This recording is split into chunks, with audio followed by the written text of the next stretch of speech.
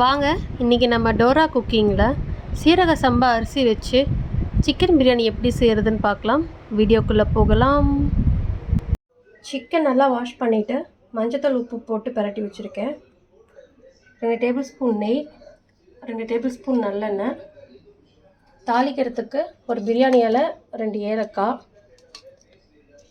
அப்புறம் 2 பெரிய வெங்காயம் கட் பண்ணி வச்சுருக்கேன், 2 table spoon biryani masala, 1 table spoon இஞ்சி பூண்டு பேஸ்ட்டு, 2 டேபிள் ஸ்பூன் தயிர், கொஞ்சமாக தாளிக்கிறதுக்கு கருவேப்பிலை, ஒரு தக்காளி சின்ன சின்னதாக கட் பண்ணி வச்சுருக்கேன், ஒரு கைப்பிடி கொத்தமல்லி தலையும் புதினா தலையும் ஆஞ்சி வச்சுருக்கேன்.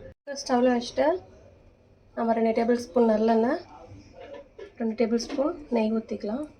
மேக்ஸிமம் நான்வெஜ் செய்கிறப்ப நல்லெண்ணெயில் செஞ்சிங்க அப்படின்னா டேஸ்ட்டு நல்லாயிருக்கும். எண்ணெய் காயட்டும். காஞ்சதுக்கப்புறம் ஒரு பிரியாணி இலை, 2 ஏலக்காய் போட்டுக்கலாம்.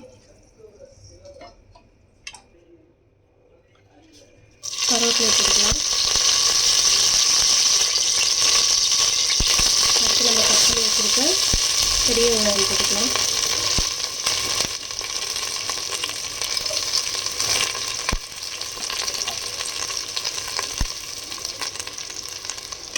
நல்லா வதக்கிக்கலாம்.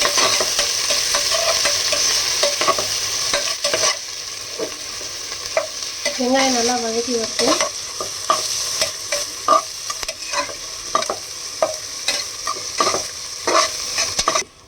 வெங்காயம் வதங்கிடுச்சு. இப்போ நம்ம கட் பண்ணி வச்சுருக்க தக்காளியை போட்டுக்கலாம்.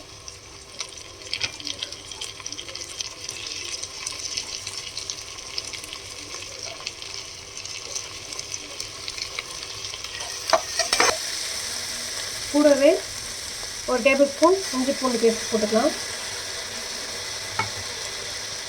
இஞ்சி பூண்டு பேஸ்ட்டு பச்சை வாசனை போகிற வரைக்கும் நல்லா வதக்கிக்கோங்க.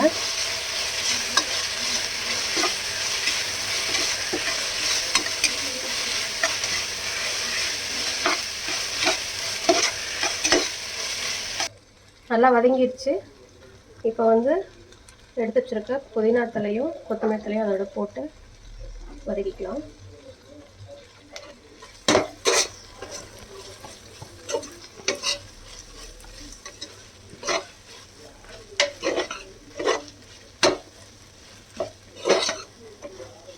நல்லா வதங்கிடுச்சு. நம்ம எடுத்து வச்சுருக்க பிரியாணி மசாலாவை இதில் போட்டு மிக்ஸ் பண்ணிடலாம்.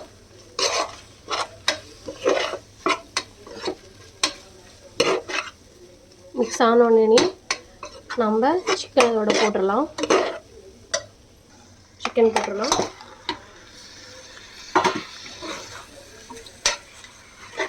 இப்போ கொஞ்சம் நல்லா மிக்ஸ் பண்ணிக்கோங்க.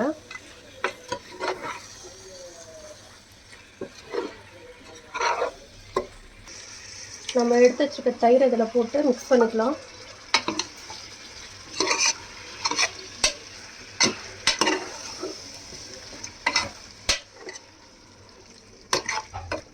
நான் இன்றைக்கி சீரக சம்பாவில் தான் பிரியாணி செய்ய போகிறேன். அதனால் ஆல்ரெடி ஒரு 10 மினிட்ஸ்க்கு முன்னாடியே சீரக சம்பா அரிசி போட்டு நான் ஊற வச்சுருக்கேன். அதை இதோட போட்டுக்கலாம். இன்றைக்கி நான் 4 டம்ளர் அரிசி போட்டிருக்கேன்.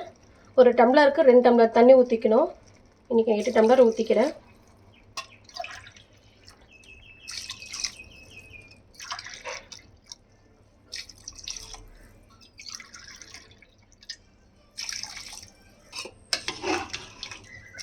எட்டு டம்ளர் தண்ணி ஊற்றியாச்சு. ஊற்றி நல்லா மிக்ஸ் பண்ணிக்கோங்க. உப்பு காரம் பார்த்துக்கோங்க. நம்ம ஆல்ரெடி சிக்கனோட உப்பு போட்டு தான் பரட்டி வச்சுருக்கோம். அதனால் உப்பு பார்த்துட்டு போட்டுக்கோங்க. இது நல்லா லைட்டாக ஒரு கொதி வந்ததுக்கப்புறம் நம்ம குக்கர் மூடி போட்டு ஒரு விசில் விட்டுடலாம். சீரக சம்பாவுக்கு விசில் அதிகமாக விடக்கூடாது. அதனால் ஒரு விசிலோடு ஆஃப் பண்ணிக்கோங்க. விசில் அடங்கிருச்சு. வாங்க நம்ம ஓப்பன் பண்ணி பார்த்துடலாம். பிரியாணி ரெடி ஆயிடுச்சு. இதை நம்ம வேறு ஒரு பிளேட்டுக்கு மாற்றிக்கலாம். டேஸ்ட்டான சிக்கன் பிரியாணி ரெடி ஆயிடுச்சு. கூட ரைத்தா வச்சு சாப்பிட்டீங்க அப்படின்னா சூப்பராக இருக்கும். இந்த வீடியோ உங்களுக்கு பிடிச்சிருந்தது அப்படின்னா மறக்காமல் லைக் பண்ணுங்கள், ஷேர் பண்ணுங்கள், சப்ஸ்கிரைப் பண்ணுங்கள். என்னோடய நோட்டிஃபிகேஷன் உடனுக்குடன் வரணுன்னா பெல் ஐக்கானை கிளிக் பண்ணிக்கோங்க. தேங்க்யூ.